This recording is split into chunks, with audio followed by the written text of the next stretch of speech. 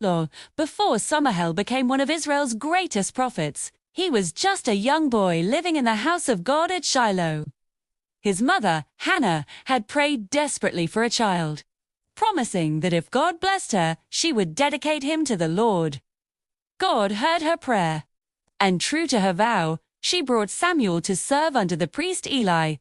Samuel grew up sweeping floors, trimming lamps, and learning the rhythms of worship. He was young, humble, and eager to serve. But he had no idea that God had chosen him for something far greater. The night God spoke, one quiet night.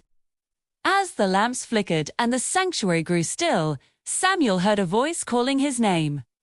Samuel. Thinking it was Eli, he ran to the old priest's room. "Here I am. You called me."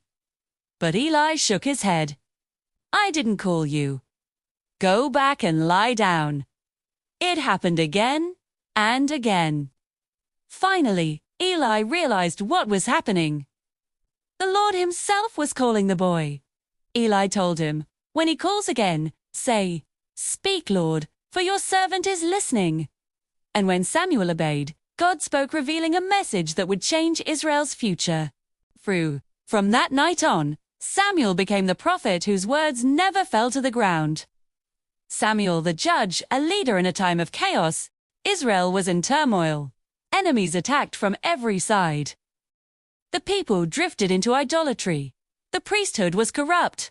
But Samuel stood as a beacon of righteousness.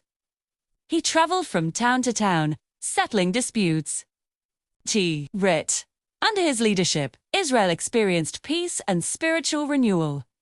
When the Philistines threatened Israel, Samuel prayed and God thundered from heaven, scattering the enemy. The people saw that God was with Samuel in a powerful way.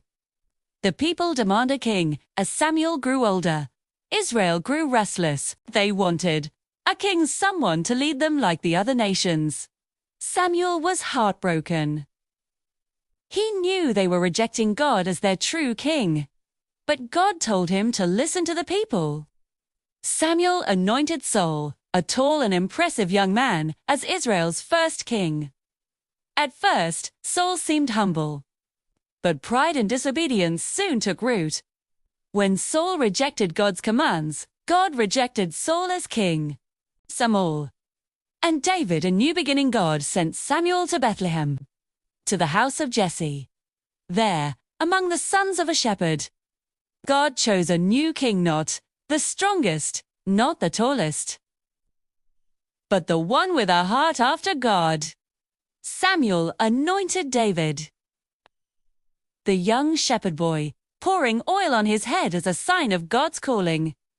This moment marked the beginning of a new chapter in Israel's history that would lead to the rise of Israel's greatest king. The final days of a faithful prophet. Samuel lived long enough to see Saul's decline and David's rise. He continued to guide, warn, and intercede for Israel until the end of his days. When Samuel died, the entire nation mourned. He had been a prophet, a judge, a priest, a mentor, a voice of truth, and a bridge between Israel's chaotic past and its royal future. His legacy shaped generations. The heart of Samuel's story, Samuel's life, teaches us that God speaks to those who listen. Faithfulness in small things leads to great deeds. Purpose leadership begins with obedience. God can raise up a servant from the most unlikely places. A single life surrendered to God can change a nation. Samuel was not born into greatness. He grew into it one act of obedience at a time.